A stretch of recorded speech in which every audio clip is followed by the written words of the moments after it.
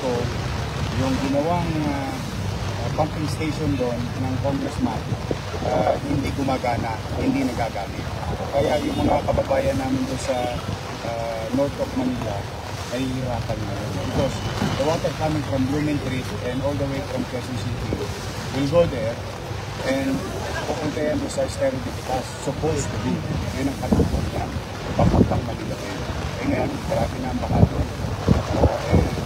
Very dangerous. But rest assured, ingat lang mga kababayan natin, yung engineering, city engineering, DPS, FPSW, MDRRMO, nakaano naman po lahat ng high alert. Whatever available resources and whatever we can do, at least to cushion the bad impact ng bagyong darating na mabawasan. So far yung mga flooded areas, lumupa na ngayon. Lumupa naman. Oo. So, katulad nung epekto nung pagbukas ng flood dito sa South of Manila, hindi masyadong naramdaman yung baha sa may Top Avenue hanggang Quirino. So, it works. And of course, we have the barangay officials that we ask them to plug their respective drainage, and the city government also medyo nakakadagdag sa solusyon. But we will not stop. Recommendation mo kanina. Sa possible na action o sa mga gumaganang apag? Ay mag-ingat lang po muna sa mamamayan natin. Magandaan natin mga mamamayan natin kasi sila tama. Patuloy sila tumulong sa mga panitaan natin. But for now, we will try to make available ang aming major corporates in the city of Manila so that we can move around, we can continue to move around. Yun, at itong mga looban, mga possible alternate route, tiniklaro po naman. Yorme, thank you so much. Thank you. Salamat sa iyo. Isang mapagpalang araw mga kababayan at welcome po dito sa ating YouTube channel. So for today's video mga kababayan, tayo po ay magre-reaction video at samahan nyo po ako dito nga panoorin itong short clip na nakuha natin sa Facebook page ni Mayor Isko, no?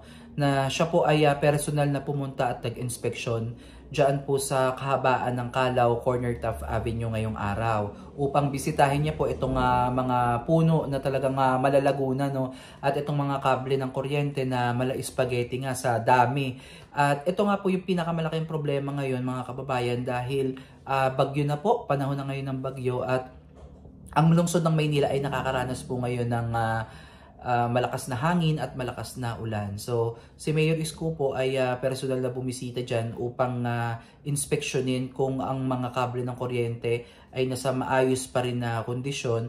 And also, itong mga puno na masyado nang makapal yung mga sanga ay pinutol na po, no, para maiwasan po yung aksidente, lalo na yung mga tao na dumadaan dyan sa kalsada na yan, mga sasakyan, mga tao, dahil panahon na po ng tag-ulan ngayon. So, kanina mga kababayan ay na-interview din po siya ng ABS-CBN tungkol nga po dito sa issue ng pumping station na pinagawa ng isang congressman na hindi naman po gumagana or hindi napapakinabangan, no. Ito po ay ang binisita nyo nung nakaraan. Kahapon ata niya binisita ito at pinatibag niya nga ito mga kababayan, no, dahil nga po hindi nga po gumagana. At isa po sa problema dito mga kababayan is yung mga kababayan nating from north of Manila ay naghihirapan dahil nga po dun sa pagbaha, no, at posibleng pagbaha dahil nga po dito sa paparating na marami pang bagyo. So yun yung iniiwasan ng mga kababayan dahil supposedly sabi ni Mayor Isko, yung tubig na galing sa Blumentritt at Quezon City ay papunta po dapat dito sa Estero de Vitas. Diyan po sa Vitas, may mga estero po kasi dyan. At alam naman po natin na ang ilan sa mga estero dyan ay papunta po sa Manila Bay. Dahil ang Manila Bay po yung parang pinaka-catch basin, no, dito po sa lahat ng estero. So, nakalimutan ko lang mga kababayan kung ilan yung esterong nakakonect talaga dyan sa Manila Bay, no? At sa tulong nga nitong mga STP na ipinatayo at pinagawa ng DNR ay malaking tulong po ito mga kababayan dahil yung mga nilalabas, bago ilabas kasi yung tubig sa Manila Bay ay malinis na po yan, no? So, may iiwasan natin yung problema natin sa coliform level ng Manila Bay kasi alam naman po natin na hindi talaga maiiwasan yung mga kababayan natin dyan na naliligo pa rin, nangunguha pa rin ng mga isda, yan, mga tahong, mga tilapia o kung ano mga isdang makukuha nila dyan. So para maiwasan at maging safe para sa atin, yung tubig dyan sa Manila Bay, kinakailangan talagang ayusin yung quality ng tubig na ibabato dyan bago i-release, no? So eto nga mga ginawa kamakailan na pinuntahan po ni Mayor Isko dyan po sa Manila Bay, itong mga floodgate, yung mga trash trap. So malaking bagay po yung maitutulong niyan para po sa pagkontrol ng pagbaha dito sa lungsod ng Maynila. So nasabi din po ni Mayor Isko na naka-high alert naman din po ang lungsod ng Manila City at handa po silang tumugon sa anumang hamon at dala-dala nitong bagyo na paparating, no. So nasabi din po ni Mayor Isko na talaga naman naibsan po yung pagbaha sa ilang mga bahagi dito sa Maynila kung saan talaga every time na nag-uulan, kahit konting ulan nga lang yan, wala pang bagyo, talagang nagbabaha na. So napatunayan na epektibo yung ginawa po ng MMDA, DENR at syempre sa makikipagtulungan po ng lungsod ng Maynila.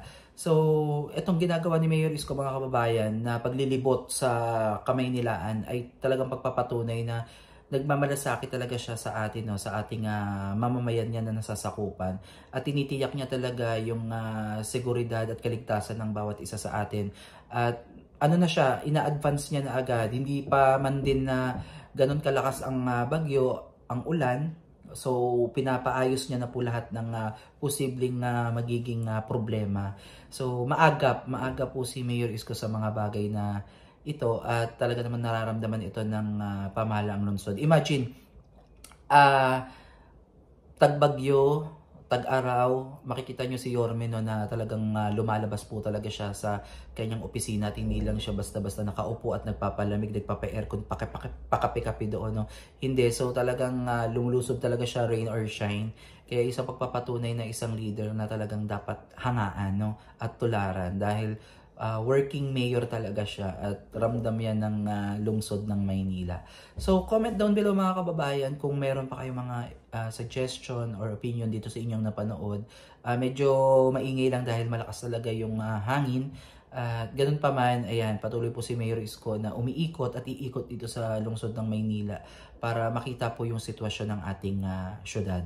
So muli maraming salamat at please don't forget to subscribe sa aming mga YouTube channel, sa Coppers Vlog, Kuya Juan Show, Kuya Jay, at sa Manila Reborn. Muli maraming salamat at Manila, God first.